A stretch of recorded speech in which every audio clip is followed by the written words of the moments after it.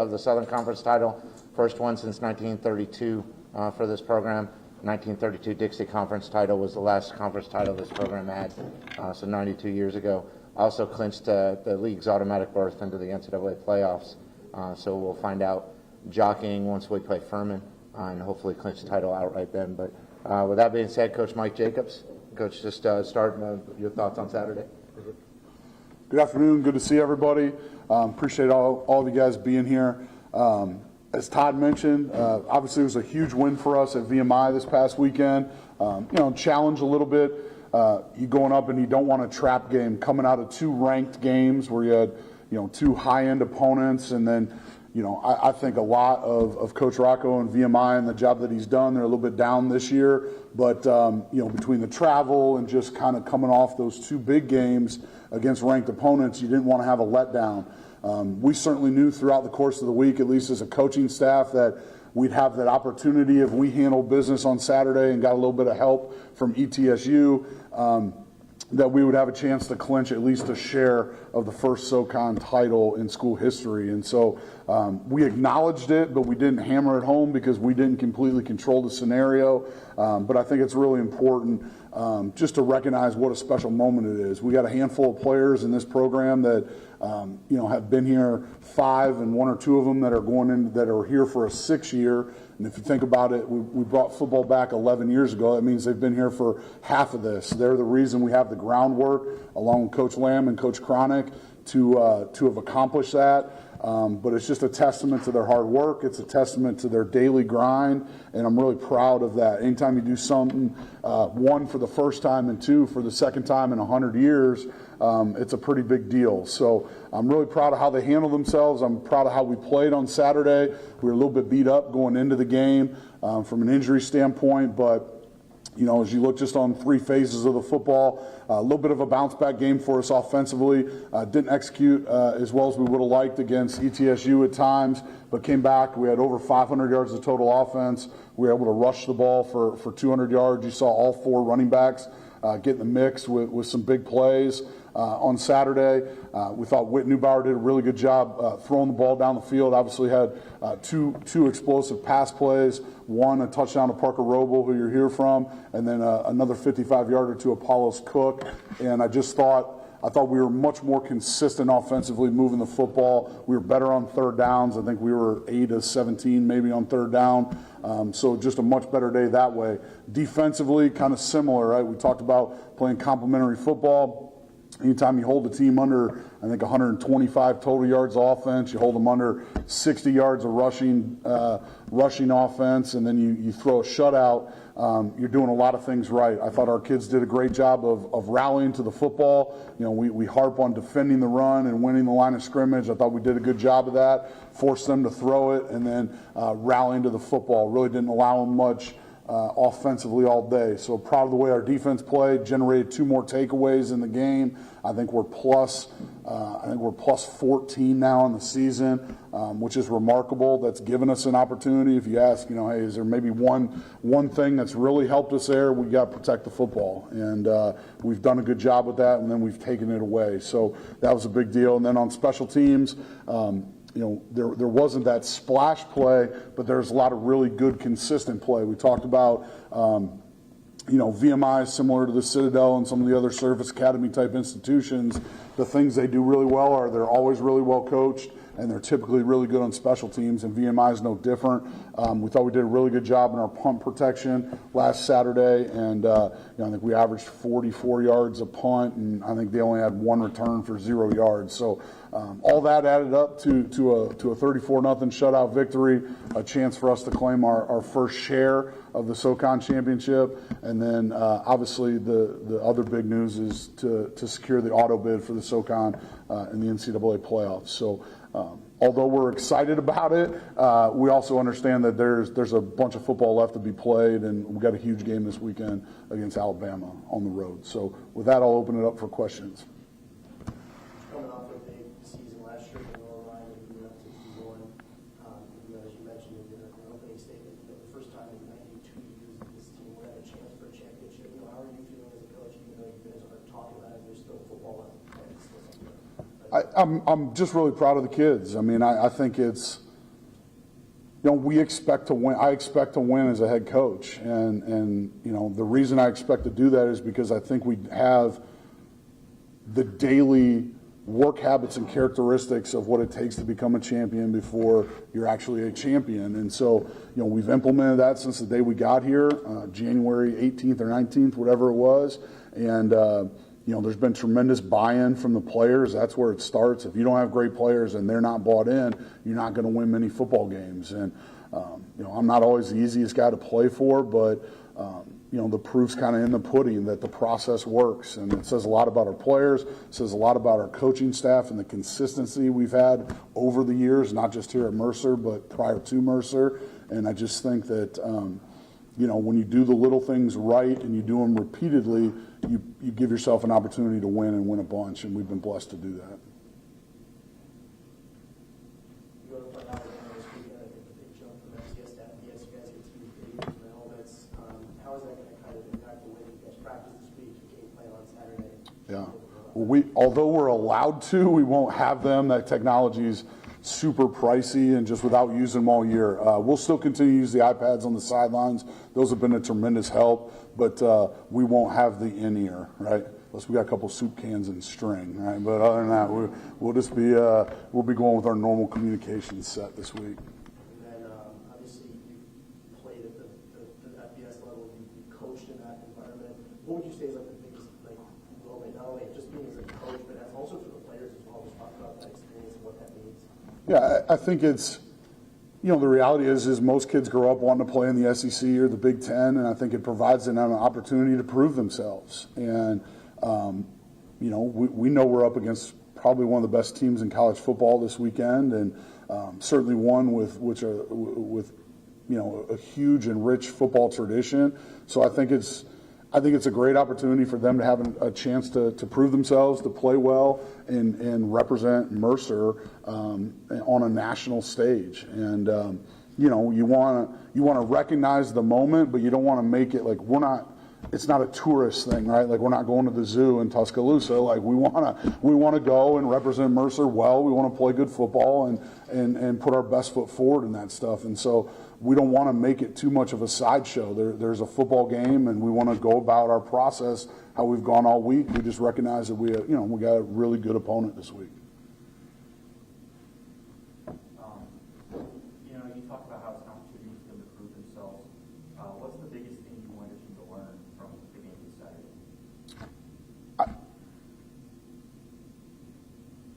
That they're capable of competing at a high level, that the things that we've done at the FCS level and Division II and wherever to win football games translates to, and transcends any level of football, right? It goes back to, again, trying to run the football, trying to stop the run, trying to not create or not have turnovers, and then try to create a few turnovers and then make a splash play or two in the special teams game. Like, those things are the keys to victory every week, and again, we think it translates. And if you can go and just give yourself an opportunity, I think, it's to prove to them that they're capable. Going back to last week's game a little bit, we already talked about it that Rick has kind of a cannon for an arm, but he made a couple of big plays with his legs too at different points in that game. How big was that for you to see as a coach? It was good, right? Like he doesn't look like he's moving as fast as he is because he's 6'5", almost 6'6", but he covers quite a bit of ground, and really the big scramble right before halftime that got us there's a tip ball that we happened to catch and then fall forward, so we were about just on like the minus 48-yard line, and I think he had it was about a 30-yard rush there, got us inside the 10-yard line there, gave us an opportunity to go up 17-0 going into halftime. I thought that was a huge play in the game, and then there's a couple other timely rushes, and you need that. You need the ability to have escapability in a game, and I think that's what he provides. Probably the last game for me. Game where you don't have Braden Smith. Marco Rowe makes some really good plays. Sure. Particularly the one where he kind of comes back to the ball on the inside for the touchdown in the second half. I thought that was a great play. What do you like to see as a coach from that, where you can spread the ball around and you have guys ready to step up? Sure. I think it goes back. If you look at earlier in the year, there's moments where we completed footballs to 10, 11 different players in a game, and I think it's testament to the job that our offensive staff has done, getting guys prepared, and not just the starters, but guys whose roles, and Parker starts for us in different roles depending on what personnel grouping we're in, and he's a guy that's made plays for Mercer over his career, but to see him step up and to make a couple big plays, right? The one, he was wide open, but the other one was a contested catch that he went up and high pointed it, and then he had a big run in the game as well. So it was just good to see guys not just wait their turn, but be unselfish about their opportunities, but then when they get their opportunity, capitalize on it. And I thought he did that on Saturday, and it was a big part of our victory. We talked about injuries a lot in your opening statement. You guys made a decision on who's going to be starting in Alabama on Saturday, or is that going to happen as the week? No, I mean, again, DJ continues to be day-to-day with his lower body injury, and we'll just kind of see where we're at. But, again, that's a day-to-day thing right now. Anything else? What do you want to see from your defense against a top-ranked offense? Several NFL prospects on that offensive line, skilled players. Yeah, I want to see him compete, right? I want to see him play with great technique and execute their assignment to the best of their ability, play after play. And again, people get in trouble in these type of games when they go and they try to get out of the framework. They try to do more, be superhuman. Like, do what your job is, what your 1/11th is, execute it at the highest level you can, and give ourselves a chance to be competitive in the game. And that's what I want. I want them to do that for 60 minutes. Just play after play with a consistency, a technique, and an assignment awareness that gives us an opportunity. Thanks, Coach. Thank you. All right, we're going to bring up Parker Roble. 4 catches, 102 yards on Saturday, 2 touchdowns. Pretty big day for Parker. Parker, talk about your day and how excited you were after the game to meet up with your family. It was really fun to be out there. Braden Smith went down earlier in the week. Me and him are really good friends on and off the field. I think we complement each other's play very well, rotating in and out. It's a demanding position to, run a lot, and I think it was, I'm so sorry. But we just complement each other very well, and I'm so sorry. Where should I start with? What was your favorite part about Saturday? My favorite play was probably the second touchdown I had. Contested catch, just being able to jump up and high point the ball. I really did enjoy the first touchdown too. It was a little bit of a busted coverage, but went through that thing pretty far. I was able to go get it and celebrate with the guys, and just a very enjoyable moment. Questions? You had a great performance, but how cool was it also? It's not like you had 100 yards receiving, 2 touchdowns on like 10 catches. Like you had explosive plays. You had 4 catches for all those yards. So Yeah. How fun is it to have huge plays like that specifically? It feels great. Just being there for, the quarterback or every play, just doing my assignment, doing what I'm coached to do. And when it comes my way, I just do everything I can to make the play, and yeah. And you mentioned you're pretty close with Braden. I know you guys are both active in the punt return game. Have you had a chance to talk with him at all about your performance yet, or what was his reaction to that? He was there on the sideline, and he was just great support for me. Encouraging me, encouraging other players, and it's just great to see that. A little bit of unselfishness, and being there for the guys and myself. And how are you feeling for Saturday to have this opportunity to go into Tuscaloosa and just play against some really great players and play in a really exciting environment? Definitely super excited. My freshman year, we got to play Alabama. I got to play some snaps in that game, made like 2 catches. We got to play Auburn my sophomore year, Ole Miss last year. So this is just another big SEC game. Test your skills against a really high opponent and see what you can do. So I'm excited. The crowd size ever get in your head mentality-wise? I mean, you were there freshman year. That must have been somewhat intimidating. Does it ever get to you? I think years prior we did a really good job with the stadium. We turned up the speakers really loud to get a noisy environment. So we're going to do the best we can to prepare for that, but I think we'll be able to manage it and do well. you do anything differently, like when there is a lot of crowd noise, where you guys maybe can't hear each other in the huddle or calling plays? Just really good communication, signals, hand signals, being really loud on the field, just making sure everyone's on the same page. Yeah. Thanks, Parker. Thank you.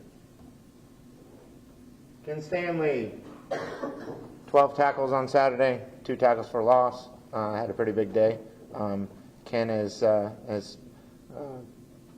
put himself back in the race with Isaac Dowling for the all-time tackles records.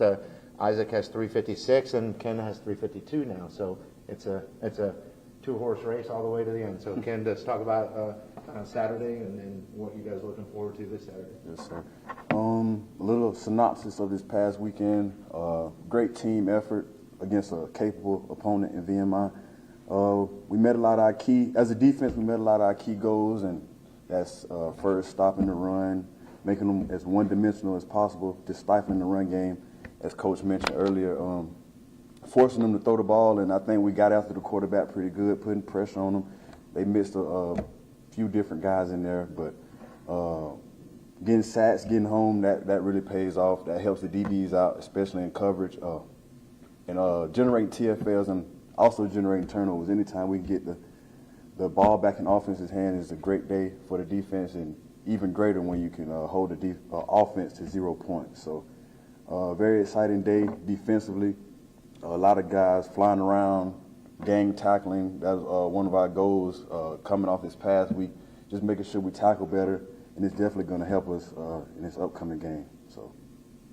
As Todd kind of mentioned, you and Isaac kind of going tackle for tackle with each other. I'm sure you guys are very close, but what's that kind of like to be so close with a teammate and just trying to chase the record? I mean, we don't really let it get to us. We talk about it every now and then when somebody brings it up, maybe like a coach or something, but wins are more important than tackles. I mean, it's a great honor, it's a great accomplishment for the program, and it's just a testament to how hard we work, but we don't let it affect our game past what it actually is.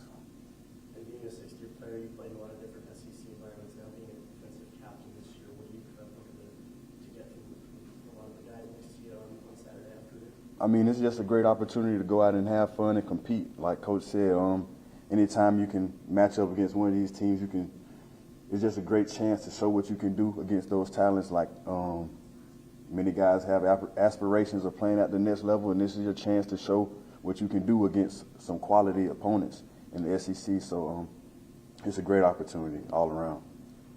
And I'm going to phrase it differently with your tackles record. How does it feel to be one of just 2 people, and Isaac's the other one, more than 350 tackles in your career? I mean, that's something to speak for. Yeah, it's a great honor. I mean, it's a testament to how hard we both have worked. Isaac came in as a freshman and played a lot, and I don't think I wasn't necessarily starting when he came in, but he was a big motivating factor for me to even push harder and work harder to try to reach some of those goals I seen him reach at such an early state in his career. So, but it's great. For a program like this, starting back up not so long ago, it's great to have your name in the record books. What's been your favorite moment this season, Ken? I had a lot, but I don't know. It's been a lot of moments because there's been a lot of games where the team, we just rally around each other and we find a way to gut it out. I mean, I can't really pinpoint a particular game. I could say points from last week. I could say points from the ETSU game. I just feel like each game in this season has had a point where things might not have been going our way, but we found a way to gut it out and lean on each other, because that's when you're going to need each other the most, especially how we plan on continuing to play football and go into the playoffs. You're going to need each other to rally around to make big pushes late in the season. And I know Coach recently called some of your last few games playoff-like, and you guys had a lot of grit. What's that like to kind of have playoff-like atmospheres during the regular season? How would you say that prepares you for everything? I mean, it's great preparation. It'll be like you already been here before, so when that moment ultimately comes, you're ready for it. You don't really flinch. You don't have this flight or flight mentality. You always like run towards the action. I mean, it's just great preparation. So there are going to be moments where we are down. You never want to see it, but that's inevitable. You're going to face some adversity. So whenever that adversity comes, we'll be able to handle it even better when the playoffs finally hit. Milroe had 4 rushing touchdowns on Saturday. You going to be spying? I mean, that's depend on the game plan, but one of our goals is to keep contain on the quarterback. Our goals don't change from week to week. They stay pretty consistent, so stopping the run game, trying to make it one-dimensional as possible. They do have some great athletes, so we're just going to go out, put our best foot forward. Thanks, Ken. Sir. Before we move to Women's Basketball Athletic Director Jim Cole is going to come and say a few words. Todd, thank you. Totally unplanned. So if y'all don't mind, the media, however y'all can help me get this out. I always had the philosophy of an AD that, like my dad told me about raising his children, that we should be seen and not heard. But, I thought about doing it last week, and listen, I don't want to overshadow the Alabama game or anything of that nature, but I just wanted to bring a challenge to the Middle Georgia people to be there for the Furman game, to show these kids how they appreciate them. I'll just be honest, I was extremely disappointed with our crowd at last game. And I think it's okay if I say that. But listen, this is a 9-1 team ranked in the top 10 in the nation. You will never, ever see 2 linebackers, probably ever again in Middle Georgia, fighting out to see who has close to 400 tackles. You'll never see a concert series like we have. In-game entertainment. So, listen, as I said, this will be the second conference championship in, 100 years? The last one being in 1932. So this is a product that I have and Dr. Underwood, and we have been building since we started this in 2010 when we said we were going to bring football back. So I just want to issue a challenge that I want to see the Middle Georgia fans show up, the Mercer alumni, everyone, and show this team when we play Furman at home with the chance to win the conference title outright. They're going to need us to pack that house, to be loud, and let's celebrate with them for what they've done. So this is a good-natured challenge. I'm not upset. I just wanted the people to know that this team deserves it. They've worked hard. They've overcome some challenges this year that I myself am impressed with. So once again, let's have fun. It's a great time. Any questions anybody has? Will y'all help me get this message out in the right way? All right, guys, let's go Bears. Thank you. All right, women's basketball. Big win last week, the opener of the Michelle Clark-Hurd era in Macon. Beat UNC Asheville home. Went on the road on Saturday, traveled to Boca Raton, Florida, and dropped a game with Florida Atlantic. Women's basketball does have a big home game tomorrow night at 7 o'clock against Western Kentucky in Hawkins Arena. But we're going to bring up Coach Michelle Clark-Hurd, and she's going to say a few words about past week as well as what she's looking forward to this week. All right. How are you all? Good. Okay. No, just really excited. Excited that we got our first game under our belt. Was really proud of our group, being able to, we were supposed to play on the road, then we ended up playing here because of the situation with Asheville. So was just proud to be able to, and just appreciative of the administration and everybody getting everything turned around so we could have that game.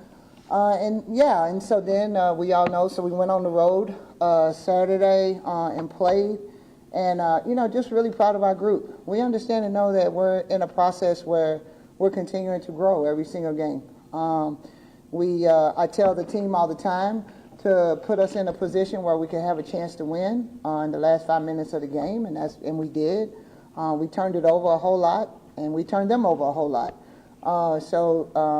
We had 25 turnovers. I told them that I think they thought Halloween was still here and was giving out free basketballs instead of free candy. So I think that's something that we're definitely going to work on and continue to keep getting better. But just super proud of our fight. We went in the locker room at halftime, and we talked about what we needed to do to adjust to get back in the game, and we did that. And a lot of credit goes to Ashley Locke, man. She's performed, has had 2 double-doubles in our first 2 games. And this is just speaking from a former post player. It's very difficult to get 16 rebounds in one game. So for her to have 23 points and 16 rebounds in our last game just really says a lot. And we're so grateful as coaches to have her and be able to just continue to keep coaching her and her teammates. So yes, and we play Western Kentucky tomorrow. That's my alma mater, and so yeah, that's going to be all games are big games on the conference on the schedule, and so just excited to just be able to have the opportunity to compete. We have an amazing group of young ladies. I'm blessed to be the coach, and I just want to continue myself and the staff helping them get better each and every day. So I'll open it up for questions. Coach, the last 2 games, you guys have had over 30-plus rebounds. You mentioned you were a post player. What is that like to see your team be so physical on the glass and attacking it like they have? Well, I learned a long time ago, just as a player that won championships, and as a coach, you got to rebound if you want to have the opportunity to win. Something that we harp on, something that we talk about a lot. And yeah, so we just want to continue to be able to do that, give us, especially on the offensive end, to be able to give us an opportunity and a chance for, to have a chance to score some more points. And I think for us, that's something that we're just really trying to focus on. And then obviously you guys went Western Kentucky this week. It's where you went to school, it's where you coached at as well. What's it kind of like to play against an old team like that? Even if it's like as you mentioned, everything's a game. But is there anything in there for you that's special? Oh yeah, it's a lot that's special. Not only is it my alma mater, but it's my former assistant who was there with me when we won those 6 championships. So it's going to be a special game, special moment. But at the end of the day, when the ball goes up in the air, it's competition, and it's about Mercer and us having the opportunity and chance to get our 2nd win on the season.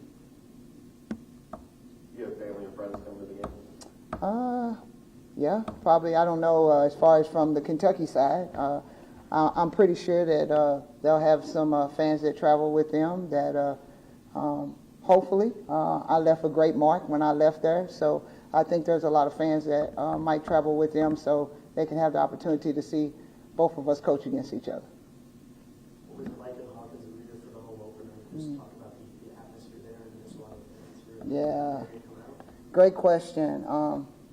I love the atmosphere, and I told our team, and I talked as a staff, and as we continue to keep building, I'm looking forward to just packing that place out, and on a consistent basis. But I also understand and know that we have to continue to keep getting better, and so we can put some wins in the columns. And so, but one thing I do know, and I'm proud of, and I think if you've watched us play, I talked about our defense.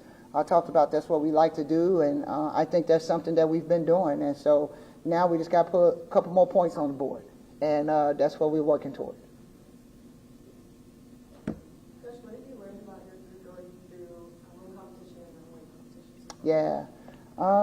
Again, as I spoke earlier, I'm really proud of how we handled on the road.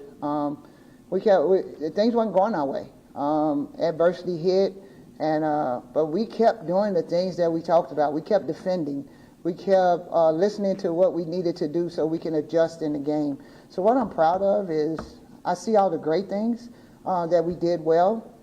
And then the things that we need to change and fix, we have the opportunity to do those things. So really glad that we're here at home and going to have a chance to fix those things while we're here.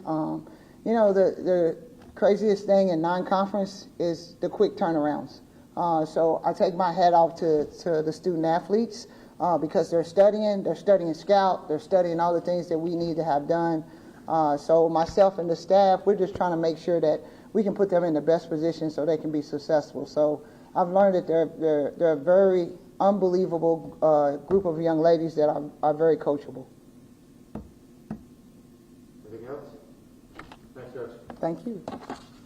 All right, going to bring up Ashley Locke, senior forward.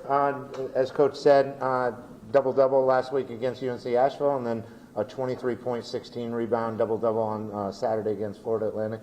Ashley, why don't you start how both games went last week and exactly how difficult it is to get 16 rebounds in a game? Honestly, throughout the game process, I really don't even think about it. I'm just trying to, help my team out in the best way that I know how to. Just getting rebounds. I am, a bigger post player, and so if I can do that to help the team, then that's what I'll do. Actually, for 4 years, you've been an impact on this program. Just having the start that you've had, just talk about what that's meant to you as a player after all this stuff. Yes, it's definitely, been a different season starting for me, but I've, stressed this multiple times to Coach Hurd and especially to the girls on the team that I wouldn't be able to do what I've done without all of them. As a post player, you can't score unless you get the ball from your guards. And so I just, I'm thankful for them that they do trust me to give me the ball and be able to, do what I do down low and everything like that. And hopefully, we'll continue to move in that direction throughout the whole entire season. And then, I just asked Coach about it, 30-plus rebounds in the first 2 games. You have almost half of those on Saturday night. What is that kind of like to just be able to attack the glass like that, very physical in the post? Again, just throughout the game, I'm not really thinking about how many, rebounds I have, just doing what I have to do for the team and just, if that's what I need to do, then that's what I'm going to do. Just being able to grab those defensive, a lot of them are defensive rebounds. I want to focus on getting a lot more offensive rebounds, but those defensive rebounds, we can get it, I can dribble it out or I can pass it to our guards and we can get started in transition. Is anyone you look up to, any inspirations in terms of just being physical on the glass or second chance points? I wouldn't say anyone that I look up to in that sort of way. I would just say, if like I said, if that's what I have to do for the team, then that's what I'm going to do. There's so many girls out there. You see Angel Reese out there in the league now, pulling down rebound after rebound after rebound, and I think that just as a forward in the game, you have to be able to do that for your team. Coach Hurd, of course. And then transition offense as well. You mentioned that's something that you're looking to do. Is just what is the benefit of having a good transition offense as a team, especially being part of that as a forward as well, being able to either dribble it out or make a pass, or just kind of have that ability to make the assets of that transition offense. Yep. Transition is big. That's, we want to get out, we want to go, we want to score fast, Like Coach said, that we love defense. That's what we want to do. If we can, get out and score fast and get set back on defense, then that's what we want to do. The faster we can get out, then, we don't have to set up a play. We can just go and push, and that just, I think, it hurts, I guess, the other team and having to, when we score fast, we can get back on defense and get set up and slow down their offense, If there's just constant back and forth like that, it makes it harder to get defensive stops. So when we get quick stops, turn it into transition points and right back on defense to do it all over again. You talked to Coach Hurd a little bit about this. I think it's true for the women's and the men's teams, like building a lot via transfers. The team kind of was built a lot during the summer, off season. How well are you guys gelling right now? Who are some of your best friends on the team? What do you guys get up to, and how big is that for your performance on the court? Yeah, it was really interesting because, we do have 9 new girls on the team. We only returned 3 from the previous team. And so, I was a little nervous going into the summer what that was going to look like, but I think the coaches did really well with the transition. We all came in different time periods so that it wasn't just, 15 new girls all meeting at one time. It was, we had 3 and then we brought in a few more and we had 7 and then a few more and a few more. And so I think being able to do that, you are able to form just such close relationships with everybody on the team. And especially like me and, Aspen and Hannah were the 3 returners. And so we knew that what, it was going to take with having so many new people. And so we really locked in. And I think, kudos to the new girls as well. They came into a completely new place. They knew absolutely nobody. And so just being able to have that open mind of no matter, having trust in the coaches with who they brought in, that we were going to have a successful team. And, yeah. Kind of a long off-season building up that chemistry and everything. What was it like for you guys to be home and have someone else for once in a while? Yes, it's definitely nice. I mean, it's hard, honestly, because basketball really is year-round, and so it's like it is nice to be home, but at least for me, whenever I'm home, I'm just, itching to get back, and especially this year, just knowing we had a new coaching staff, knowing we were going to have such a new team, it was just like, I'm ready to get started, and it's just was like, it's exciting about the unknown. You don't know, really who your teammates are going to be. We meet them on visits and everything like that, but what they're really like, outside of just that 24 hours that you got to meet them, and it was, again, just I was ready to get back. Anything else? Thanks, Ashley. Thank you. Just a reminder, men's basketball tonight on the road against DePaul. Women's basketball home tomorrow night against Western Kentucky. Men back at home on Wednesday against Trinity Baptist. We do have National Signing Day coming up too, so you'll see announcements from the athletic department concerning that. That falls on Wednesday as well. So thanks for coming today. Again, you're invited to lunch, so thank you for being here.